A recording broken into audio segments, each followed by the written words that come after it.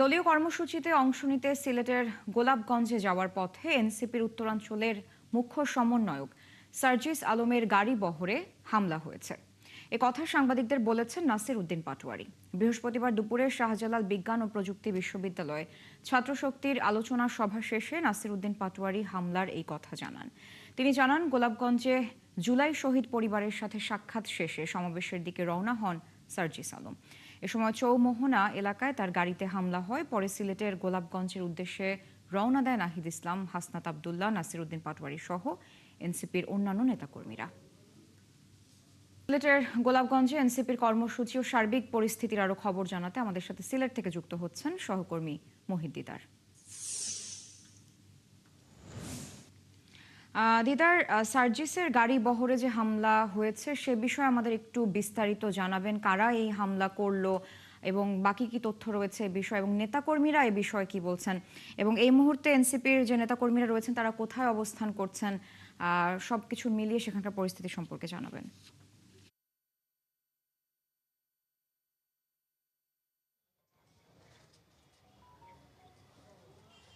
Sir, আপনাকে ধন্যবাদ। আমি এই মুহূর্তে আছি সিলেটের সার্কিট হাউসে। আপনারা জানেন যে কিছুক্ষণ আগে শাহজালাল বিজ্ঞান ও প্রযুক্তি বিশ্ববিদ্যালয়ে হাসনাত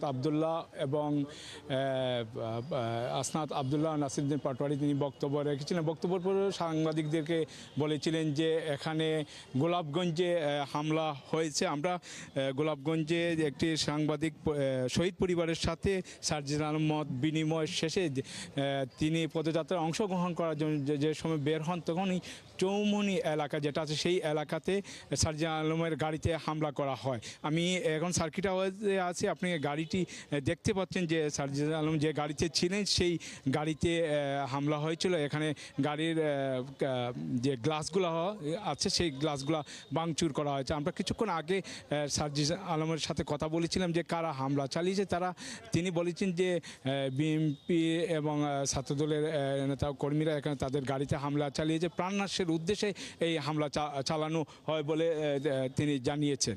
এবং তারা কিছুক্ষণ পরে যে কানাইঘাটের উদ্দেশ্যে যাওয়ার কথা ছিল, এই যাওয়াটা সংক্ষিপ্ত করে তারা সিলেটের সার্কিট হাউসে আছেন এবং কিছুক্ষণ পর তারা আসলে তাদের কর্মসূচির বিষয়ে আমাদেরকে জানাবেন। এবং সব মিলিয়ে আসলে সকালে পরিস্থিতিটা কিছুটা ভালো ছিল, কিন্তু গোলাপগঞ্জে এই হামলার পর থেকে আসলে অনেকটা একটু উত্তপ্ত আছে এবং সিলেটের প্রত্যেকটা জায়গা মোড়ে মোড়ে পুলিশ অবস্থান করছে। এবং আমরা সার্জিস আলম জানিয়েছেন যে কিছুক্ষণ পর তারা যে হামলার বিষয়টি তারা জানাবেন। আমরা একজন কর্মীর সাথে কথা বলতে চাচ্ছি যে আসলে কি হয়েছিল, যে আপনি তো গোলাপগঞ্জে ছিলেন, কি হয়েছিল আপনি যদি একটু বলেন। আপনি দেখেছেন আমরা গোলাপগঞ্জের শহীদ ফ্যামিলির সাথে প্রোগ্রাম করে শান্তিপূর্ণ প্রোগ্রাম করার শেষে আমরা যখন সিলেটের উদ্দেশ্যে বাইর হই, তখনই এক দল উচ্ছৃঙ্খল যুবক আমাদের নেতৃবৃন্দ যে গাড়িতে শহীদ ফ্যামিলি ছিল, যে গাড়িতে সার্জিস আলম ছিলেন, ওনার স্ত্রী ছিল এবং মাহমুদা মিতু এমপি দুইজন সংসদ সদস্য ছিলেন, এই গাড়িতে লক্ষ্য করে তারা হামলা করেছে, যেটা আসলে সিলেটের জন্য কলঙ্কর, লজ্জাজনক। এটা আমরা দেখেছি ছাত্রদলের ফুলামান তারা জিয়া সৈনিক বলে স্লোগান দিয়ে আক্রমণ করেছে। আমরা আগে দেখতাম, আমরা সবচেয়ে বড় দুর্ভাগ্য জিয়ার সৈনিক দিয়ে স্লোগান দেওয়া, এটা খুবই দুঃখজনক। এবং এটা মাহমুদা মিতু একজন এমপি, ওনারকে হত্যা উদ্দেশ্যে আক্রমণ করা হয়েছে। এছাড়া আপনারা শুনতে পেলেন যে একজন কর্মী বলেছেন যে তারা যেসব গোলাপগঞ্জে শহীদ পরিবারের সাথে কথা মত বিনিময় শেষে তারা পদযাত্রায় অংশগ্রহণ করার জন্য যে সময় গোলাপগঞ্জের পৌর মিলনায়তনে বেরোন, তখনই চৌমনি এলাকাতে এই হামলা করা হয় এবং তারা স্লোগান দিয়ে এই গাড়িতে হামলা চালিয়েছে বলে তা এখানে যারা নেতৃবৃন্দ ছিলেন তারা। ধন্যবাদ যুক্ত হওয়ার জন্য। দর্শক, যুক্ত ছিলেন সহকর্মী মোহিত দিদার সিলেটের গোলাপগঞ্জে এনসিপির যে কর্মসূচি চলছে সেখান থেকে সার্বিক পরিস্থিতি জানাচ্ছিলেন তিনি আমাদের। হবিগঞ্জ এনসিপির সঙ্গে ফ্যাসিবাদী আচরণ করেছে বর্তমান সরকারের পুলিশ বাহিনী ও তাদের দলীয় নেতাকর্মীরা। এই আচরণ কোনোভাবেই কাম্য নয় বললেন এনসিপির প্রধান সমন্বয়ক নাসির উদ্দিন পাটোয়ারি। বৃহস্পতিবার বেলা 11টায় মৌলভীবাজার থেকে সিলেটের গোলাপগঞ্জে রওনা দেওয়ার সময় তিনি এসব কথা বলেন। এ সময় তিনি আরো বলেন, জুলাই মাসে রক্ত দিয়ে দেশকে ফ্যাসিবাদ মুক্ত করা হয়েছিল, অথচ মাসে জুলাই পদযাত্রায় বাধা দিয়ে ফ্যাসিবাদী আচরণ করল সরকার। এর আগে বুধবার রাতে হবিগঞ্জ কামাইছড়া পুলিশ ফাঁড়িতে হবিগঞ্জে হামলার ঘটনায় জেলা যুব শক্তির আহ্বায়ক তন্ময় তারেক রুবেল বাদী হয়ে 11 জনের নাম উল্লেখ সহ 100 জনকে আসামি করে মামলা দায়ের করে।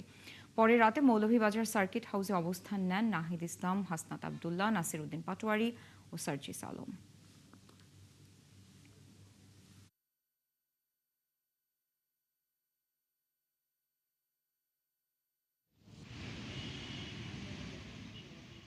আমরা আশা করি যে হামলা উস্কানি দিয়ে বা এই ধরনের কোনো জায়গায় যদি আমাদেরকে প্রতিহত করার চেষ্টা করা হয় আওয়ামী স্টাইলে, আমরা মরে যাব, তবু আমরা রাজপথ ছাড়ব না। কারণ আমাদের শহীদ উসমান হাদি ভাই যে প্রতিজ্ঞা আমাদেরকে দিয়ে গিয়েছিলেন যে জান দিবা জুলাই দিব না, আমরা সেই প্রতিজ্ঞা নিয়ে কাজ করছি। চট্টগ্রামের শীর্ষ সন্ত্রাসী ভারতে পলাতক বড় সাজ্জাদের পরামর্শে ডেভিড ইমন ভারতে পালিয়ে যাচ্ছিল। তাকে নিরাপদে নিয়ে যাওয়ার জন্য সীমান্তে অপেক্ষা করছিল চট্টগ্রামেরই আরেকটি সন্ত্রাসী গ্রুপ। এক সংবাদ সম্মেলনে জেলা পুলিশ সুপার সাংবাদিকদের এসব তথ্য জানান। তিনি আরও জানান, দীর্ঘ নজরদারির পর তাকে গ্রেফতার করা সম্ভব হয়েছে। এদিকে চট্টগ্রামে নেয়ার পর ডেভিড ইমনকে আদালতে পাঠিয়েছে পুলিশ। তার জিজ্ঞাসাবাদের জন্য 10 দিনের রিমান্ড চাওয়া হয়েছে। বাবুন পালের ক্যামেরায় চট্টগ্রাম থেকে প্রণবেশ চক্রবর্তীর প্রতিবেদন। চট্টগ্রামে বিভিন্ন হত্যাকাণ্ড ও চাঁদাবাজির ঘটনার পরও দেশেই ছিল ডেভিড ইমন। পরে তার অবস্থান জানতে পুলিশ তৎপর হলে ভারতে পলাতক আরেক শীর্ষ সন্ত্রাসী বড় সাজ্জাদের পরামর্শে ইমন ভারতে পালিয়ে যাওয়ার সিদ্ধান্ত নেয়। বাড়ি কই? বাড়ি ঢাকা। এই তোর কথা এরকম আর ঢাকা বাড়ি মানে? স্যার আপনি দেখেন না আমরা কি অনলাইন। তোর অরিজিন কই তাই বল। বাড়ি কোথায়? আমার বাড়ি স্যার আমি এখানে চাকরি করি। কই চাকরি করিস? আমি ঢাকা পুরান ঢাকাতে চাকরি করি। যশোর সীমান্ত দিয়ে পালানোর চেষ্টার আগে পুলিশের চোখ ফাঁকি দিতে চেহারায় কিছুটা পরিবর্তন এনেছিল ডেভিড ইমন। প্রাথমিক জিজ্ঞাসাবাদে অন্য পরিচয় দিয়ে গ্রেফতার এড়ানোর চেষ্টা করে। এই সংঘবদ্ধ চক্রের মূল হোতাগুলো এখনো আছে। ইমনকে চট্টগ্রামে আনার পর বৃহস্পতিবার জেলা পুলিশ সুপার কার্যালয়ে গণমাধ্যমে এসব তথ্য জানান পুলিশ সুপার মাসুদ আলম। সে আগে আমরা যত ছবি দেখেছি সবগুলোতে অনেক বিরাট বড় বড় মুখ ছিল। মুখগুলো সে কেটে ফেলছে যেন লোকজন হয়তো খুব সহজে না চিনতে পারে।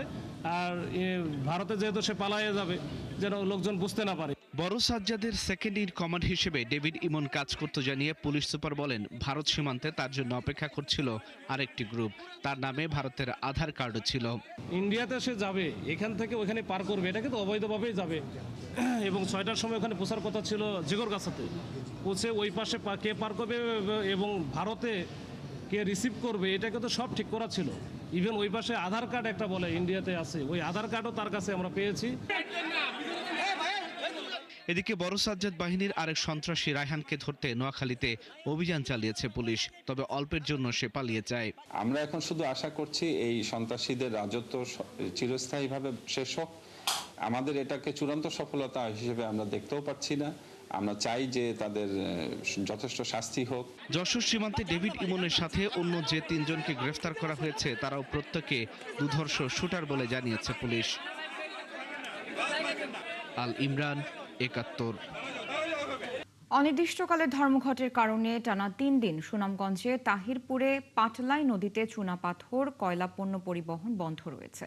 এরই মধ্যে আটকা পড়েছে জেলার 3টি স্থলবন্দরে আমদানি করা কোটি টাকার চুনাপাথর ও কয়লা বোঝাই নৌকা। বিআইডব্লিউটি এর টোল আদায় নিয়ে দ্বন্দ্বে গত 28 জুলাই থেকে অনির্দিষ্টকালের ধর্মঘট পালন করছে নৌ পরিবহন মালিক, শ্রমিক, ব্যবসায়ী ঐক্য পরিষদ। শহীদ নূর আহমেদের তথ্য, ছবিতে প্রতিবেদন।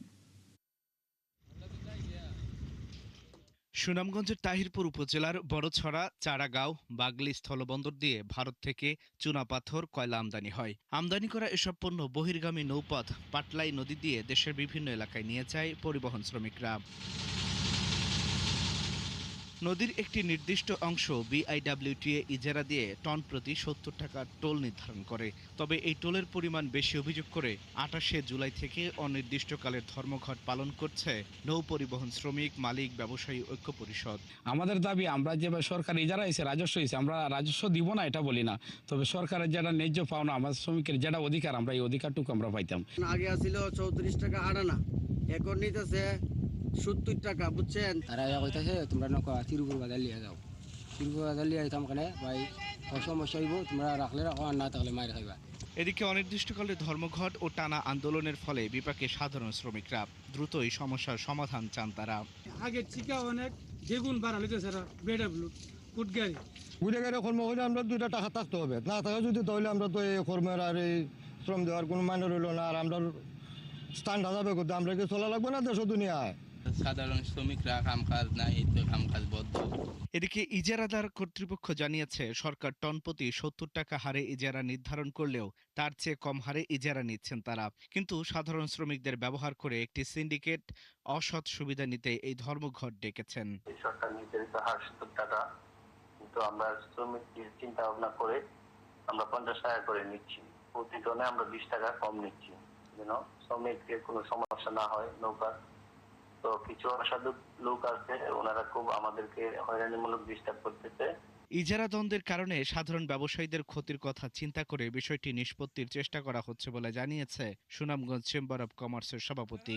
চেষ্টা করতেছি স্থানীয় প্রতিনিধি এমপি সাহেবের সাথে যোগাযোগ করার, যে জিনিসটা তাতে সহজে শেষ করা যায়। আমি স্থানীয় আমাদের সুনামগঞ্জ জেলা প্রশাসনের সাথে আমি এটা আলাপ হইয়া এইটা সমাধান করার চেষ্টা করব। গত বছরের তুলনায় নতুন ইজারায় দ্বিগুণ হারে টোল আদায় করায় বড় ধরনের আর্থিক ক্ষতির সম্ভাবনা দেখছেন ব্যবসায়ীরা। আল ইমরান, ৭১। সুনামগঞ্জের পাটলাই নদীর ধর্মঘট নিয়ে আরো জানাতে আমাদের সাথে যুক্ত হচ্ছেন সহকর্মী শহীদ নূর আহমেদ।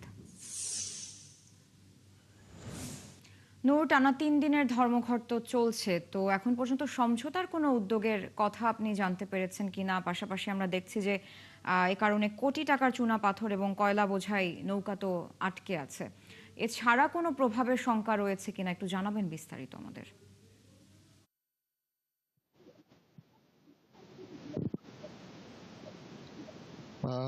মেজাবিন, ধন্যবাদ আপনাকে।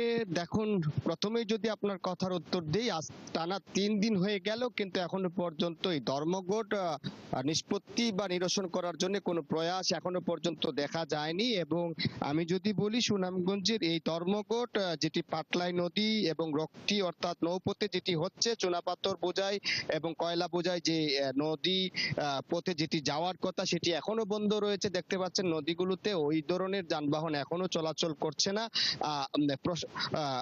শ্রমিক সংগঠন তারা এখনো অনড় রয়েছেন এবং এতে যেটি নির্দিষ্ট যে শুল্ক বন্দর রয়েছে সেখানে আটকা পড়েছে অনেক শত শত পাথর এবং কয়লা বোঝাই নৌকো। এর ফলে যেটি হচ্ছে, এই যে বিআইডব্লিউটি এর যে পরিবহন যে জায়গাটাতে যেটি আছে সেইখানেও কিন্তু একেবারে খোলা অবস্থায় আছে, কোথাও এখানে আমদানি রপ্তানির খবর আমরা জানছি না।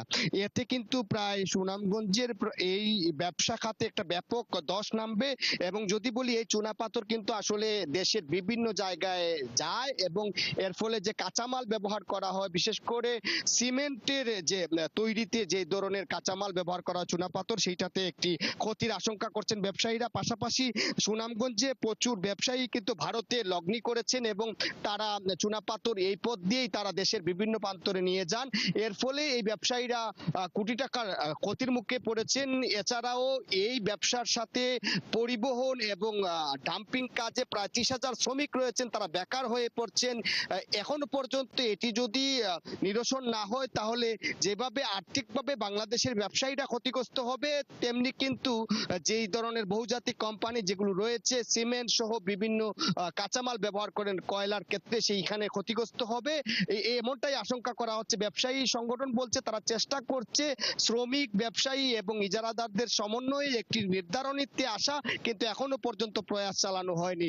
একটি কথা জানিয়ে রাখি, গত বছর আসলে 70 টাকা যেটি এখন নেওয়া হচ্ছে সেটি ছিল 34 টাকা। এই যে দ্বিগুণ হারে, এটি নিয়ে প্রতিবাদ চলছে। তারা দাবি করছেন দ্রুততম সময়ের যাতে এই রাজস্ব অর্থাৎ ইজারা কমিয়ে নেওয়া আনা, না হলে তারা অনির্দিষ্টকালের এই ধর্মঘট চালাবেন, এমনটাই শ্রমিক সংগঠন থেকে জানানো হয়েছে।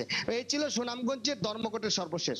নূর, ধন্যবাদ। আমাদের সবার প্রত্যাশা যে সমঝোতার মাধ্যমে এটির একটি সমাধান হবে। দর্শক, সুনামগঞ্জের পাটলাই নদীর ধর্মঘটের সবশেষ তথ্য জানাচ্ছিলেন আমাদের সহকর্মী শহীদ নূর আহমেদ। কক্সবাজারের ঈদগাঁওতে জমি নিয়ে বিরোধের জেরে চাচি ও চাচাতো বোনকে কুপিয়ে হত্যার প্রধান অভিযুক্ত আবুল কালামকে মৃত্যুদণ্ডের আদেশ দিয়েছে আদালত। বৃহস্পতিবার সকালে অতিরিক্ত জেলা ও দায়রা জজ মঞ্জুর সিদ্দিকী রায় ঘোষণা করেন। রাষ্ট্রপক্ষের আইনজীবী জানান 2021 সালের 19শে জানুয়ারি ঈদগাঁও ইসলামাবাদে জমির বিরোধে আবুল কালাম তার নিজের চাচি রাশেদা বেগম এবং 14 বছর বয়সী চাচাতো বোন জান্নাতুল ফেরদৌসকে কুপিয়ে হত্যা করে। ঘটনার পর পুলিশ তদন্ত শেষে চার্জশিট দাখিল করলে মামলার বিচার কাজ শুরু হয়। তীব্র গ্যাস সংকটের কারণে উৎপাদন ব্যাহত হচ্ছে আশুলিয়ার বেশিরভাগ গার্মেন্টসে। কর্মকর্তারা জানান, গ্যাস না থাকার কারণে অনেক কারখানার বয়লার সচল রাখা যাচ্ছে না। এতে সবচেয়ে ক্ষতি হচ্ছে উৎপাদনের শেষ ধাপ ফিনিশিং, আয়রন, ড্রাইং ও প্যাকেজিংয়ে, যে কারণে নির্ধারিত সময়ে বিদেশে পণ্য পাঠানো নিয়ে উদ্বেগ বাড়ছে মালিকদের। জাহিদুল ইসলাম অনেকের তথ্য ছবিতে প্রতিবেদন। আশুলিয়া, জামগড়া, কাঠগড়া, জিরাবো, নরসিংপুর, বেরুন, শিমুলতলা, পলাশবাড়ি, নিশ্চিন্তপুর, বাইপাইল ও জিরানি সহ বিভিন্ন শিল্প এলাকা ঘুরে দেখা যায় নাজুক অবস্থায় আছে গ্যাস নির্ভর কারখানাগুলোর উৎপাদন। কোথাও শ্রমিকরা কাজের অপেক্ষায় বসে আছেন, আবার কোথাও সীমিত পরিসরে বিকল্প ব্যবস্থায় উৎপাদন চালানো হচ্ছে। আয়রনের কাজ করি, এখানে গ্যাসের সংকটের কারণে আমরা কয়েকদিন যাবত কাজ করতে পারতেছি না। আমাদের ফ্যামিলি নিয়ে আমরা কি খেয়ে থাকবো? 4-5 দিন থেকে গ্যাস নেই, বুঝছেন। গ্যাসের কারণে আমরা সকালে আসি, 8টার পরে 8:30 দিক চলে যাই। মালিক পক্ষ কিভাবে টাকা দিব আমাদের? টাকা তো কাজ না করতে পারলে টাকা পাবো না। আমরা সারাদিন বসে থেকে সন্ধ্যার পরে চলে যাই। কারখানা মালিক ও পরিচালকরা বলছেন, এই অবস্থায় সবচেয়ে বড় চ্যালেঞ্জ হয়ে দাঁড়িয়েছে নির্ধারিত সময়ের মধ্যে রপ্তানি পণ্য পাঠানো। সময় মতো সরবরাহ ব্যাহত হলে আন্তর্জাতিক বাজারে বাংলাদেশের সুনাম ও ক্রেতাদের অবস্থার সংকট হওয়ার শঙ্কা রয়েছে। আমাদের যদি গুডসটা ওয়াশ না হয় তাহলে আমাদের কোনো কিছু করার থাকে না। সোয়েটার আইটেম ওয়াশের কারণে আপনার হাইড্রো অফ আছে, আয়রন অফ আছে, সেক্ষেত্রে আমাদের কোম্পানির বেশ বড় ধরনের ক্ষতির সম্মুখীন হচ্ছি। আমরা কাজ করতে পারতেছি না, কাজ করে আমরা বেতন দিতে পারি না। এই মুহূর্তে যদি শিপমেন্ট না করতে পারি, আগামী 7-8 তারিখে আবার স্যালারি আসতেছে, আমি কিভাবে শিপমেন্ট করব, কিভাবে শ্রমিকদের বেতন দিব? এ নিয়ে তিতাস গ্যাসের আশুলিয়া জোনাল বিপণন কর্মকর্তা জানান, সংকটের কারণ চিহ্নিত করে পরিস্থিতি স্বাভাবিক করতে কাজ চলছে। আগামী 15 দিনের মধ্যে পরিস্থিতি কিছুটা উন্নতি হবে। আশুলিয়া, মানিকগঞ্জ এগুলো হলো সোর্স থেকে দূরে, তো সবচেয়ে সাফারার বেশি এই এলাকায়। এলএনজি যে টার্মিনাল আমাদের ডিস্টার্ব আছে, ওইটা অনলাইনে আসতে আরো সম্পূর্ণ অনলাইনে আসতে 15 দিন লাগবে। তো হোপফুলি এরপরে গ্যাস সমস্যার সমাধান বা সংকট কিছুটা লাঘব হবে। মালিকরা আরো জানান, গ্যাসের নিম্নচাপের সমস্যা নতুন নয়, তবে এবারের সংকটে আগের যে কোনো সময়ের তুলনায় বেশি গুরুতর। শাকিলা শম্পা, 71। আশুলিয়া গ্যাস সংকটের আরো খবর জানাতে যুক্ত হচ্ছেন আমাদের সহকর্মী জাহিদুল ইসলাম অনেক। অনেক গার্মেন্টসগুলোর কি অবস্থা সে বিষয়ে আরেকটু বিস্তারিত আমাদের জানাবেন, এবং এই গ্যাস সংকট নিয়ে সংশ্লিষ্টরা কি বলছেন, এই সমস্যার সমাধান কবে নাগাদ হতে পারে এ বিষয়ে তারা কিছু জানিয়েছেন কিনা, মালিকরাও বা কি বলছেন?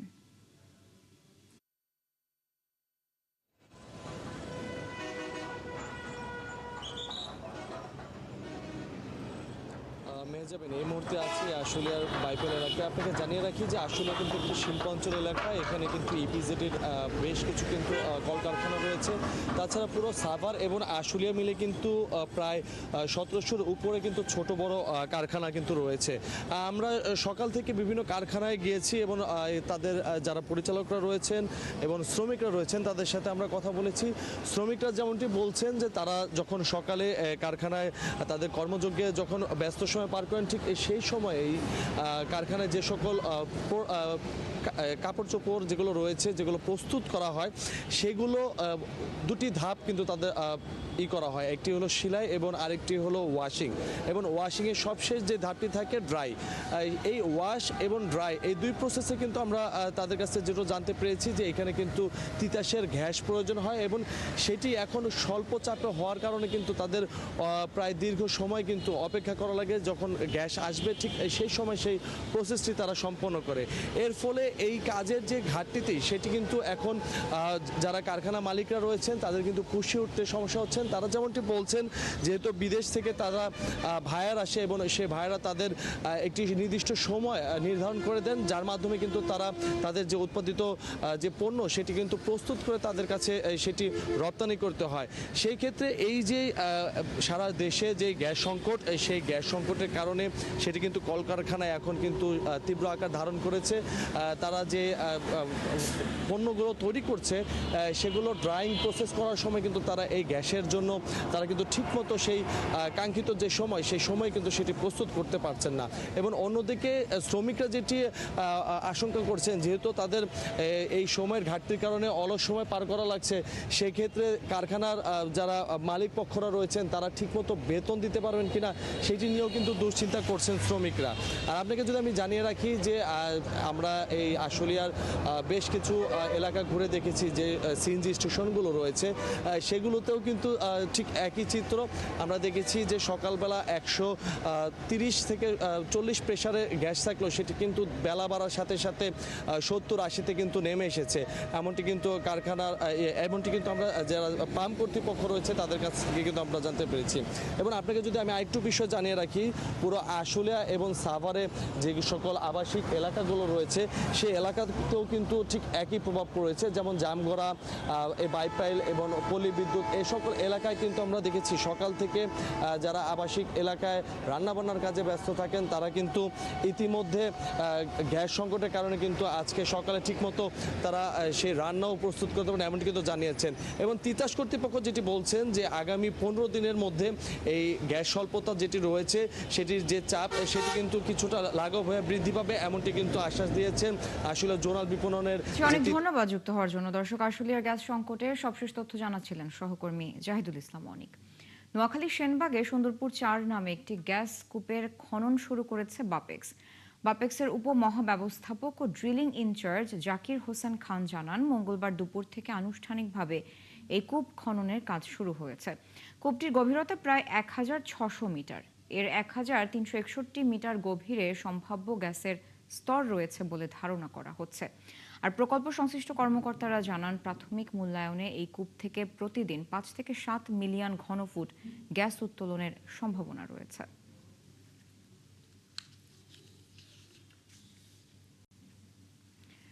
ঝালকাঠিতে 37 বছরেও তৈরি হয়নি একটি আধুনিক বাস টার্মিনাল। নাম সর্বস্ব যেটি আছে সেটিও বাস থামার অযোগ্য। যাত্রী সেবায় নেই অপেক্ষার কক্ষ, পাবলিক টয়লেট, যে কারণে অসংখ্য যাত্রী, বাস চালক এবং শ্রমিক সবাই পড়ছেন চরম ভোগান্তিতে। তরুণ সরকারের তথ্য ছবিতে প্রতিবেদন। একটু বৃষ্টি হলেই কিশোর তরুণরা নেমে পড়ে কাদা পানিতে ফুটবল খেলতে। দেখে মনে হবে গ্রামের কোনো মাঠ, কিন্তু এই চিত্র প্রথম শ্রেণীর পৌরসভা ঝালকাঠির পৌর বাস টার্মিনালের। কোনো প্রকার যাত্রী সেবার ন্যূনতম চিত্র চোখে পড়বে না পৌর বাস টার্মিনালটিতে। বছরের পর বছর ধরে বাস টার্মিনালটি এরকম অবহেলায় পড়ে আছে। এখানে কোনো মানুষ বৃষ্টিতে হলে কোনো যাত্রী আসতে পারে না, বাসে উঠতে পারে না, এরকম কোনো বসার জায়গা নাই, তারপর স্পেস নাই, তারপর যাত্রী শ্রেণী নাই, একটা ভালো টয়লেট ওয়াশরুম সেটাও এখানে নাই। গাড়ি বহুত ক্ষতি, পাতি ভেঙে দেখা যায়, গাড়ির পাতি ভেঙে খারাই যায় রাস্তায়, ঠিক আছে। টার্মিনালের ভিতরে ঢুকলে আবার আমাকে খুলতে কষ্ট হয়ে যায় অনেক কিছু। বাস স্ট্যান্ডটা যদি সুন্দরভাবে করিয়ে দেয় হয়তো আমরা শান্তিতে বসবাস করতে পারি বা আমরা গাড়িগুলি চালাইতে পারি। বাস মালিক সমিতির সভাপতি জানান, প্রতি বছর টার্মিনাল থেকে বিপুল পরিমাণ কর নেয় পৌরসভা, কিন্তু নেই ন্যূনতম কোনো সংস্কার। প্রতি বছর আমরা এই বাস স্ট্যান্ডে আমরা ট্যাক্স দেই, কিন্তু উন্নয়নের ছোঁয়া নাই পৌরসভাতে। একটু নর্মাল যে একটু মাঝে মাঝে যে একটু রিপেয়ার করবে, সেই রিপেয়ারের কাজটুকু করছে। ঝালকাঠি পৌর কর্তৃপক্ষ জানিয়েছে, আধুনিক বাস টার্মিনাল নির্মাণ মন্ত্রণালয়ের চূড়ান্ত অনুমোদনের অপেক্ষায় রয়েছে। ঝালকাঠি পৌরসভা বাস স্ট্যান্ডকে অত্যন্ত আধুনিক এবং মডেল বাস স্ট্যান্ড করার জন্য সিটিসিআরপি প্রজেক্টে প্রস্তাবনা চলে গেছে অলরেডি, এবং সার্ভে কাজ শেষ হয়েছে। এটা এখন ডিজাইন পর্যায়ে আছে এবং নোয়া প্রদান করা হয়েছে। ঝালকাঠি পৌরবাসীর জন্য এটা অত্যন্ত সুখবর যে একটা মডেল বাস স্ট্যান্ড হচ্ছে। 1988 সালে তৎকালীন খুলনা বিভাগীয় ডেভেলপমেন্ট বোর্ড একতলা একটি ভবন সহ ঝালকাঠি পৌর বাস টার্মিনালটি নির্মাণ করে। আল ইমরান, 71। মাত্র 1.5 কিলোমিটার পাকা রাস্তার অভাবে লালমনিরহাটের দক্ষিণ ঘনশ্যাম এলাকায় দুর্ভোগে পড়েছে 30,000-এর বেশি মানুষ।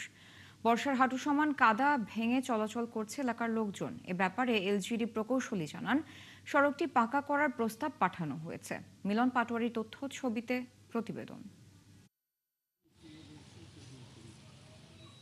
লালমনিরহাটের কালীগঞ্জ উপজেলার দক্ষিণ ঘনশ্যাম মৌজার শাহজাহান মুন্সির বাড়ি থেকে পিনুর বাড়ি হয়ে ব্রিজের পাড় পর্যন্ত 1.5 কিলোমিটার কাঁচা রাস্তা চলাচলের অনুপযোগী হয়ে আছে। এতে সবচেয়ে ভোগান্তিতে পড়েন শিক্ষার্থী ও অসুস্থ মানুষ।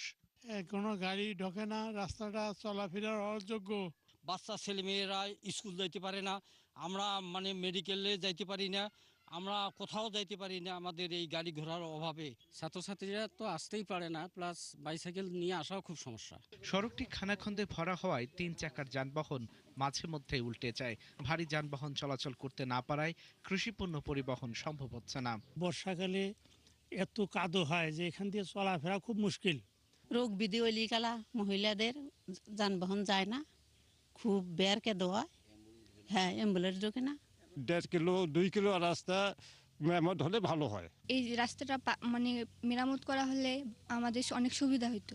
রংপুর বিভাগের সড়ক ও গ্রাম উন্নয়ন প্রকল্পে সড়কটি পাকা করার তালিকায় রয়েছে। অনুমোদন পেলে কার্যক্রম শুরু হবে বলে জানান কালীগঞ্জ উপজেলা এলজিডি প্রকৌশলী। আমরা প্রস্তাব পাঠাইছি, রাস্তাটা যদি ডিপিপিভুক্ত হয় তাহলে ইনশাআল্লাহ রাস্তাটি পাকাকরণ করা যাবে। জনভোগান্তির কথা চিন্তা করে দ্রুত পাকা সড়ক নির্মাণের দাবি এলাকাবাসীর। আল ইমরান, ৭১। বরিশাল নগরীর আমানতগঞ্জের সম্প্রতি 4 তলা দুটি ভবন একে অপরের উপর হেলে পড়েছে। এর আগে 2025 সালের 21 নভেম্বর ভূমিকম্পে আলাদা দুটি 4 তলা ভবন হেলে পড়েছিল। ওই বছরের 9 ডিসেম্বর সিটি কর্পোরেশন থেকে ঝুঁকিপূর্ণ ভবনের বর্ধিতাংশ ভেঙে ফেলা সহ 5টি নির্দেশনা দিলেও ওই ভবন মালিকরা এর কোনোটি মানছেন না।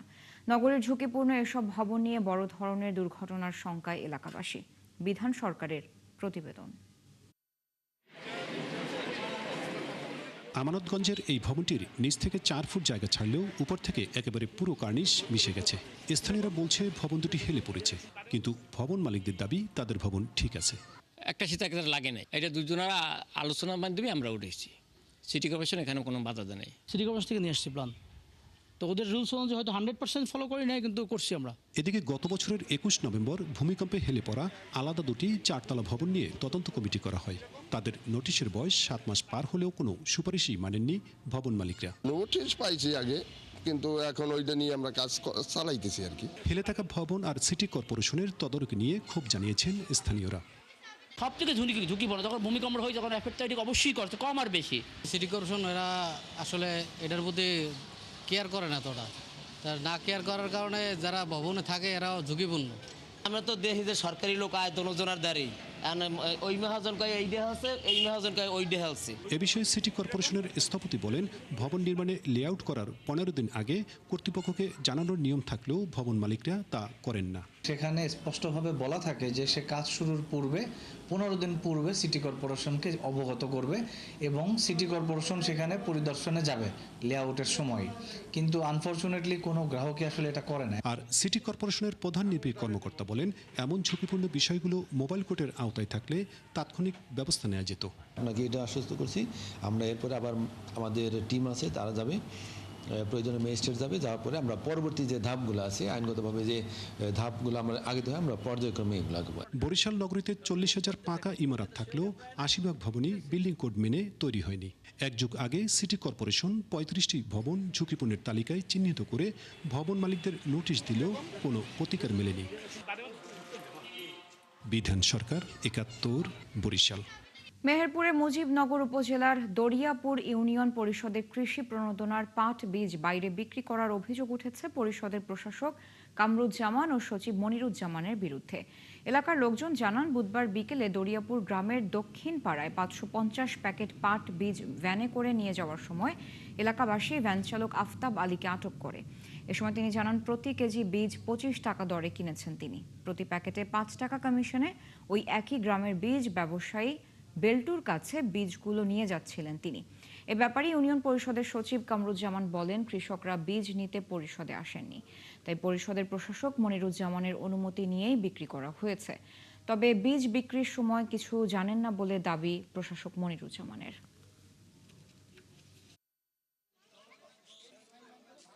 সময় দেন, আমি আমার প্রশাসক সাহেবের সঙ্গে কথা বলে দেখি। প্রশাসক সাহেবকে ফোন দিলাম, বললো দেন, তাহলে অপচয় হচ্ছে দিয়ে দেন, নষ্টই তো হচ্ছে, ও তো কাজ নেই। আমি বললাম যে স্যার তাহলে এটা দিয়ে আমাদের ওই ফুটবলের কিছু ঘাটতিটা পূরণ হবে, ওখানে সরকারের অল্প অর্থ ব্যয় হবে, এখান থেকে আমাদের একটু কাভার হয়ে যাবে। আমাকে সচিব একবার ফোন দিয়েছিল, আমাকে বললো কি জানো স্যার অনেক দিনে পড়ে আছে, আপনারা আগের আমলে পৌঁছে যাচ্ছে, ইঁদুরি খাচ্ছে স্যার, এইগুলো এই নওগাঁ থেকে কোন পার্টি এসেছে, ওরা নাকি শাক ওরা নাকি ওইদিকে নিয়ে গিয়ে শাক মানে বুনে যা শাক পাতায় সেটা নাকি খায়, স্যার 10 টাকা করে নেবে। আশুলিয়ায় বিকাশ ডিস্ট্রিবিউশনের 2,35,00,000 টাকা নিয়ে ভারতে পালানোর সময় 2 কর্মকর্তাকে আটক করেছে পুলিশ। বিকাশ ডিস্ট্রিবিউশন নাইফা ট্রেড বিডি কর্তৃপক্ষ থেকে জানানো হয়, প্রতিষ্ঠানটির কর্মকর্তা আল আমিন ও ইউসুফ রায়হান প্রতারণা করে 2,35,00,000 টাকা উত্তোলন করে ভারতে পালিয়ে যাওয়ার চেষ্টা করছিল। বিষয়টি জানতে পেরে পুলিশে অভিযোগ দেওয়া হয়। পরে আশুলিয়া থানা পুলিশ জামগড়া বঙ্গ মার্কেট এলাকায় অভিযান চালিয়ে তাদের আটক করে। এরই মধ্যে পুলিশ 7 দিনের রিমান্ড চেয়ে তাদের ঢাকা চিফ জুডিশিয়াল ম্যাজিস্ট্রেট আদালতে পাঠায়। চট্টগ্রামে আগস্টে হতে যাওয়া প্রাইম মিনিস্টার্স গোল্ড কাপ জাতীয় ফুটবল প্রতিযোগিতার উদ্বোধনী অনুষ্ঠান 1 মাস পিছিয়ে দেওয়া হয়েছে। বন্যা পরিস্থিতি এবং এইচএসসি পরীক্ষার কারণে সিদ্ধান্ত বলে জানিয়েছেন শিক্ষামন্ত্রী ডক্টর আনম এহসানুল হক মিলন। দুপুরে চট্টগ্রাম প্রেস ক্লাবে আয়োজিত সংবাদ সম্মেলনে এ তথ্য জানান শিক্ষামন্ত্রী। তিনি বলেন, নতুন সূচি অনুযায়ী 9 বা 10 সেপ্টেম্বর চট্টগ্রাম থেকে প্রতিযোগিতার উদ্বোধন করবেন প্রধানমন্ত্রী তারেক রহমান। তিনি জানান, দেশের 40,231টি শিক্ষা প্রতিষ্ঠানের প্রায় 1.5 কোটি শিক্ষার্থী এই প্রতিযোগিতায় অংশ নেবে। তৃণমূল পর্যায় থেকে খেলোয়াড় তৈরির পাশাপাশি শিক্ষার্থীদের শারীরিক ও মানসিক বিকাশ ঘটানো এবং দেশের স্পোর্টস ইকোনমিকে আরও সমৃদ্ধ করাই এই আয়োজনের মূল উদ্দেশ্য বলে জানান শিক্ষামন্ত্রী।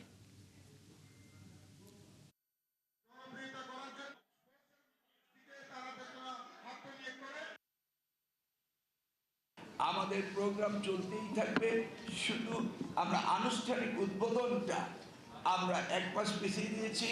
আপনাদের চট্টগ্রামে যে আমাদের বৈরী আবহাওয়া ছিল, যে বন্যা হয়েছে, এই প্রতিকূল অবস্থা এবং বৃষ্টির মধ্যে দিয়ে এই অনুষ্ঠানটি করাটা এতটা সুবিধাজনক হবে না, কিন্তু আমাদের অনুষ্ঠান চলতেই থাকবে। উদ্বোধনী অনুষ্ঠানটা আমরা 1 মাস পিছিয়ে দিচ্ছি। বগুড়ায় বাংলাদেশ বিমান বাহিনী ফ্লাইং ইনস্ট্রাক্টরস স্কুল এরুলিয়া এয়ারফিল্ডে 67তম ফ্লাইং ইনস্ট্রাক্টরস কোর্সের সনদপত্র বিতরণ করা হয়েছে। অনুষ্ঠানে প্রধান অতিথি ছিলেন সহকারী বিমান বাহিনী প্রধান এয়ার ভাইস মার্শাল রুশাদ্দিন আসাদ। বৃহস্পতিবার সকালে সনদ বিতরণ অনুষ্ঠানে প্রধান অতিথির বক্তব্যে তিনি বলেন, প্রশিক্ষণার্থী কর্মকর্তারা বাংলাদেশ বিমান বাহিনীর গৌরবোজ্জ্বল উড্ডয়ন প্রশিক্ষক পরিবারের গর্বিত সদস্য হিসেবে অন্তর্ভুক্ত হলেন। তাদের জ্ঞান, দক্ষতা, পেশাদারিত্ব, অভিজ্ঞতার সমন্বয়ে তারা আগামী দিনের নবীন বৈমানিকদের প্রশিক্ষণ দেবেন। এ সময় তিনি বগুড়া বিমানবন্দরের অবকাঠামোগত উন্নয়ন সহ সার্বিক কার্যক্রমগুলো দ্রুত গতিশীল হচ্ছে বলে জানান। চলছে দেশযোগ। সরাসরি সংবাদ অনুষ্ঠান দেখতে চোখ রাখুন ৭১ ফেসবুক পেজ এবং সাবস্ক্রাইব করুন ৭১ ইউটিউব চ্যানেল। থাকুন ৭১ সাথেই।